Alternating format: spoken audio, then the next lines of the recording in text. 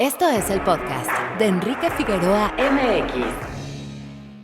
Nacido el 18 de julio de 1929 en la Ciudad de México, Carlos Enrique Taboada Walker es uno de los directores y escritores de cine mexicano más relevantes. Su llamada tetralogía del horror lo convirtió en uno de los cineastas de terror y suspenso más importantes del cine mexicano. Hasta el viento tiene miedo, El libro de piedra, Más negro que la noche y Veneno para las hadas son los títulos de las películas que seguramente muchas veces has podido ya ver en la televisión. Sin embargo, ¿sabías que existe una quinta película de horror? El título de esta es Jirón de Niebla.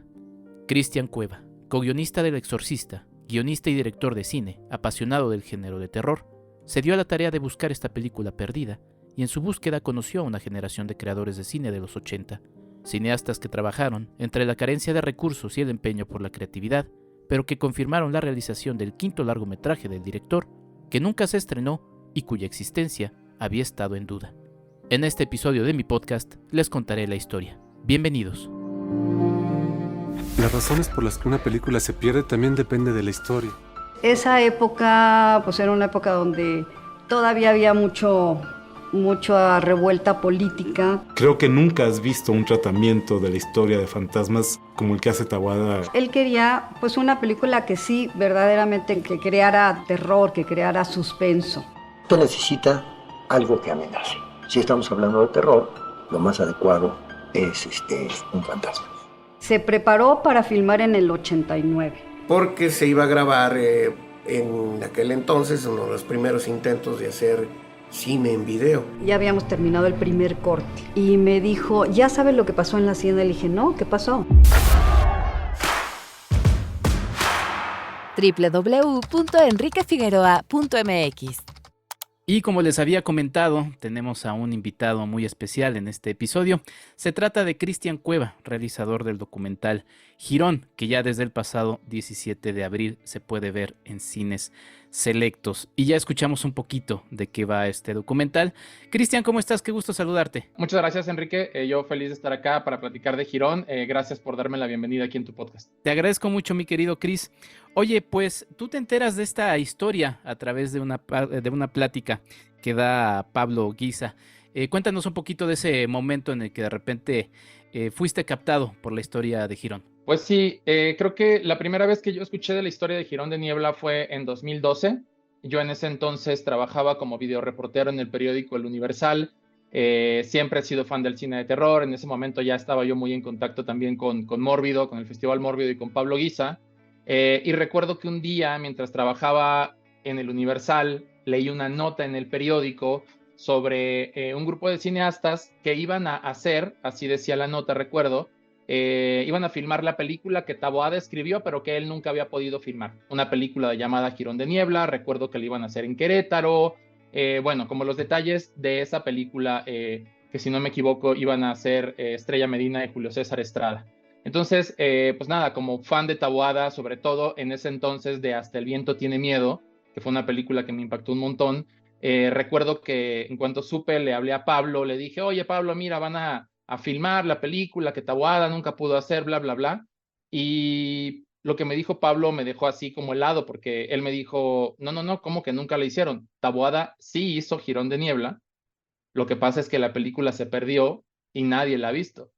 Entonces, yo tengo ese momento muy claro, muy claro en mi vida y en la memoria, porque esas palabras fueron las que de inmediato me pusieron a pensar, ok, pero entonces si la película se hizo, ¿dónde está? ¿Y quién la hizo? ¿Dónde puede estar guardada? ¿Qué pasó? ¿Por qué nadie la vio? Y desde entonces se insertó en mí esta semilla de vamos a hacer quiero hacer este proyecto, quiero contar esta historia. Inicialmente lo imaginé como una nota para el periódico en el que trabajaba. Después pensé, bueno, a lo mejor puede ser un cortometraje documental, hasta que conforme iba yo investigando sobre la historia de Jirón de Niebla, iba conociendo personas que estuvieron involucradas y bueno, me iba dando cuenta de la magnitud de todo el suceso.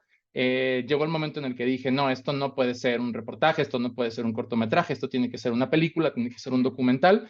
Y así fue que empezó todo, Enrique. ¿Cómo le fuiste dando forma? Justamente, platícanos un poquito de todo esto. Cuentas que conforme ibas haciendo tu investigación se fue sumando más información y pues ya que tenías todo y que ibas también en el camino descubriendo cosas, ¿cómo fue que le diste forma a Girón, tu documental? Pues mira, creo que lo primero que sucedió fue que tuve yo muchas entrevistas y me vi muchas veces y platiqué muchísimo con Rocío Mezquita, que es la viuda de Carlos Enrique Taboada. Ujú. Primero para empaparme de la vida y obra de Carlos Enrique, y después, pues bueno, para entender cómo habían sido esos años, ¿no? Los 80s principalmente, en los que Taboada acababa de filmar Veneno para las Hadas, se había estrenado, había sido una decepción para él y después de mucho luchar por levantar su siguiente proyecto, finalmente había llegado a este proyecto que es Girón de Niebla. Empecé con muchas entrevistas con Rocío como para entender todo el contexto, todo el background, la situación, pero sobre todo para entender dónde estaba Taboada y qué quería hacer Taboada en ese momento. Después se fueron sumando a esta lista de personas que conocía, personas como Rosadela López Zuckerman, que es una muy conocida productora y directora de televisión, que en Girón de Niebla trabajó como asistente de dirección de Carlos Enrique Taboada. Bueno, Rosadela ha sido también un pilar de este proyecto porque, en primer lugar, tiene una memoria súper detallada, tenía muchos detalles, recordaba muchas cosas a muchas personas con las que incluso ella seguía en contacto. Entonces, a través de Rosadela, de pronto llegué a la persona encargada de vestuario, que es Cecilia Durán. Después también entré en contacto con Cristina Espinosa, que trabajó en producción. Después, a través de Pablo Guisa, pude hablar con Jenner Hoffman, que fue el director de fotografía, y a Jenner lo recordamos también, además de como fotógrafo, porque fue director del CCC. Entonces, esta es una historia que se fue construyendo poco a poco, porque una persona me llevaba a la otra, y uno de los procesos más interesantes como periodista y sobre todo en un proyecto de largo aliento como este, es que tú vas conociendo las diferentes versiones de muchas personas sobre un mismo suceso, pero al final de cuentas uno a lo que apela es a la memoria, porque esto fue un suceso que había ocurrido hace 20, 30 años, no sé, sucedió en el 89, 88, 89. Entonces, el trabajo se fue construyendo a través de recolectar los pedazos de memoria de cada persona e ir construyendo la gran historia, porque de pronto había cosas que no coincidían unas con otras, pero, no, mira, pero este sí coincide con este otro. Entonces, como que uno va armando un rompecabezas hecho de la memoria de mucha gente, y ese fue solo el arranque, porque después de eso ya nos lanzamos a hacer el documental, y como parte de hacer el documental, sin haberlo planeado, ahora sí que básicamente como parte del desarrollo de la investigación, fue que encontramos la película en una bóveda en la que nadie sabía que estaba, y lo mismo, o sea, fue un documental que se fue construyendo muy poco a poco, partiendo de una pregunta, hasta que esa pregunta que un día Pablo me hizo, o esa pregunta que Pablo me hizo hacerme a mí mismo, ¿no? De dónde está Girón de Niebla, nos llevó a todos como equipo a encontrar un día Girón de Niebla en la bóveda de la Filmoteca de la UNAM. Sí, es una gran sorpresa esa en tu documental. Y cuéntanos también, Cristian, sobre el tema de los archivos. Incluyes material, tu documental aporta muchas entrevistas y eso es algo que enriquece muchísimo, y enriquecerá a muchos otros elementos para futuras investigaciones y demás. Pero incluyes una entrevista con Carlos Enrique, incluyes fotografías. Cuéntanos un poquito de cómo fuiste incluyendo este material de archivo y también cómo fue el tratamiento del mismo. Sí, pues es un poco como parte del mismo proceso de ir construyendo la historia y tocando puertas, fue que fuimos descubriendo que todo este material existía. Por ejemplo, recuerdo que la entrevista que tenemos con Carlos Enrique Taboada, que forma parte de unas entrevistas que hizo Alejandro Pelayo a diferentes directores de cine mexicano en aquella época, eh, descubrimos su existencia porque buscando a Alejandro Pelayo para poder entrar al archivo de la Filmoteca, nos enteramos de que él había hecho estas entrevistas, él nos ayudó a encontrar la manera de llegar a estas entrevistas que finalmente estaban en el IMCINE, que ahí nos dieron permiso de usarlas. O sea, te digo, fue esto como un ir brincando de una pista a otra. Es un trabajo periodístico y muy detectivesco, hasta llegar, por ejemplo, a esa entrevista donde Taboada habla con Alejandro Pelayo sobre su concepción de cómo es hacer cine y muy particularmente cómo es hacer cine en México, ¿no? Que hay anécdotas muy divertidas. y bueno, anécdotas que evidentemente ilustran pues, la carrera que él tuvo, que él escribió más de 80 películas y telenovelas, y dirigió 20 por lo menos, entonces eso fue muy interesante, y además otras fotografías que vemos de Carlos Enrique Taboada en diferentes facetas de su vida, también diferentes etapas, esas las encontramos pues en primer lugar como parte del acervo de Rocío Amezquita, la viuda de Taboada, el acervo del Festival de Cine Mórbido, porque Pablo Guisa también actúa como albacea de la obra de Carlos Enrique Taboada, y hubo muchas otras fotografías, por ejemplo, estas ya más relacionadas con el rodaje de Girón de Niebla, que vienen del archivo de Rosadela López Zuckerman. Entonces, a mí me gusta pensar en este documental como un proyecto evidentemente en equipo, que se armó con la ayuda de muchísimas personas, porque si te contara la manera en la que llegué igual a Sonia Linar, es muy chistoso y es muy fortuito, porque sabíamos que Sonia Linar era la protagonista de la película, básicamente sabíamos su nombre, no teníamos ningún dato, como cómo llegar a ella, y fuimos preguntando de una persona a otra, nos iban llevando, mira, a lo mejor fulanito sabe, y hablamos con fulanito, no, ¿sabes qué? Es que no sé, pero a lo mejor este otro fulanito sabe, y fue una larga lista de fulanitos, básicamente, de personas que de alguna manera habían estado, la habían conocido, hasta que llegamos, es muy chistoso esto, yo soy de Sinaloa, llegamos a un cineasta sinaloense llamado Oscar Blancarte, después de una larga lista de personas, y Oscar fue el que finalmente nos ayudó a localizar a Sonia, la localizamos, yo le fui a tocar a la puerta de su casa porque no teníamos su teléfono, creo que teníamos su dirección, hasta que finalmente un día alguien me abre la puerta, yo hablo con esa persona y es Sonia Linar. O sea, es como un trabajo que se construyó poco a poco y de una manera muy interesante. Sí. Y hacia el final de tu documental, ya para irle dando cierre a este, se abren puertas a otro tipo de investigaciones, ¿no? Porque también se mete todo este aspecto político, que justamente es el que, pues sí, el que termina siendo fundamental para la desaparición de Girón de Niebla, la película. ¿Te ha dado curiosidad también hablar de este tema? Porque pues también son los 80, es el proceso de inicio democrático, y ya lo estoy entrecomillando. Pero cuéntanos un poquito de eso, Cris, que también es pues la verdad es que es de suspenso, de thriller. Totalmente. A mí fíjate que me gusta pensar en Girón como un documental sobre la historia de una película de terror, ¿no? Que se hizo pero que se perdió. Pero al mismo tiempo creo que es la historia de terror de un cineasta que no estaba consiguiendo financiar su siguiente proyecto, ¿no? Y la historia de terror de cómo la situación del cine nacional en ese entonces era sumamente complicada, y al mismo tiempo es una historia de terror porque el ambiente político que se vivía era tremendo.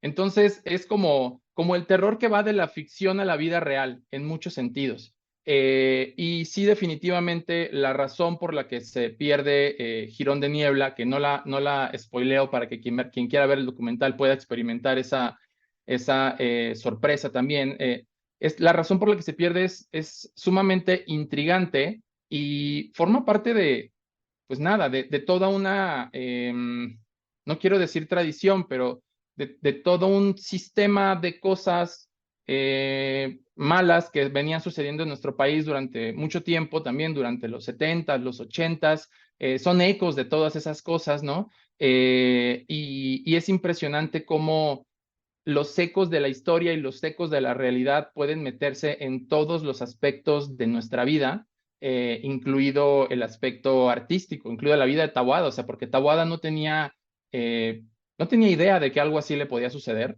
y aún así, como cualquier otro ciudadano mexicano, pues nada, se vio afectado por este tipo de circunstancias. Y definitivamente una de las cosas que más me gusta de Girón es que al mismo tiempo que es una intriga sobre un proyecto cinematográfico, es una intriga política sobre la situación que vivía nuestro país en ese entonces. Sí, sin duda. Hasta el viento tiene miedo, el libro de piedra, más negro que la noche, veneno para las hadas.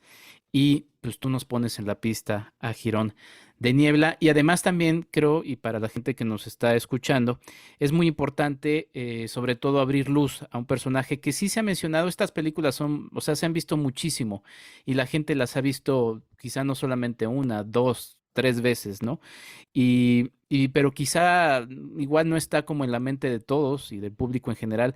Carlos Enrique Taboada, y también tu documental nos lo recuerda y nos pone la figura tan importante que es este realizador. Ahora, ¿qué expectativas tienes de que la gente se va a acercar a él, a este documental? También ya lo han visto algunos. Cuéntame un poquito cuál ha sido la reacción, Cristian. Pues mira, a mí me parece que Girón es un documental que ha tenido mucha vida desde la primera vez que se estrenó. Girón se estrenó en el Festival de Cine Mórbido, que es el festival de cine fantástico y de terror más importante de Latinoamérica. Estuvo en Sitges, que es el festival de cine fantástico y de terror más importante del mundo.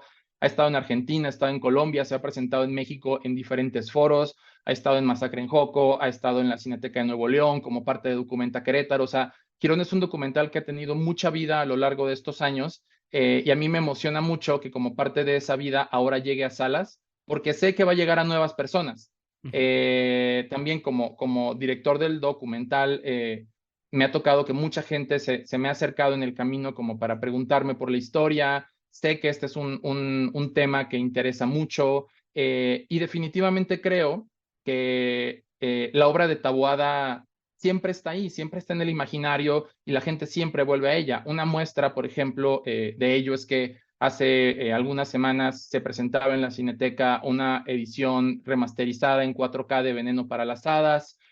A finales del año pasado hubo una muestra en el Museo de la Academia en Los Ángeles organizada por entre otras personas, ¿no? Por Abraham Castillo, curada por Abraham Castillo, que es uno de los entrevistados en el documental, en donde se proyectaron un par de películas de Carlos Enrique Taboada, que si no me equivoco son Hasta el viento tiene miedo y Veneno para las hadas.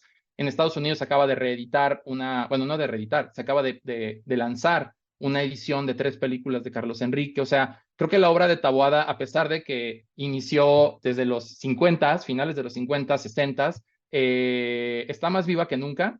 Y yo siento, como tú decías ahora, que Girón de alguna manera es una extensión de la obra de Taboada, porque es el único, digamos, documento que habla de esa última película que Carlos Enrique filmó. Entonces, yo creo que vamos juntos en esa ola y que Girón va a encontrar nuevo público y que esta es una historia a la que se va a seguir regresando, que se va a seguir recordando, que va a seguir dándole curiosidad a la gente, y yo espero que haya una larga vida, no solo para Girón, sino para Girón de Niebla como historia. Cristian Cueva, director de Girón, este documental ya lo pueden ver desde el 17 de abril, estén checando ahí carteleras. ¿Y dónde podemos seguir en redes el camino del documental, Cristian?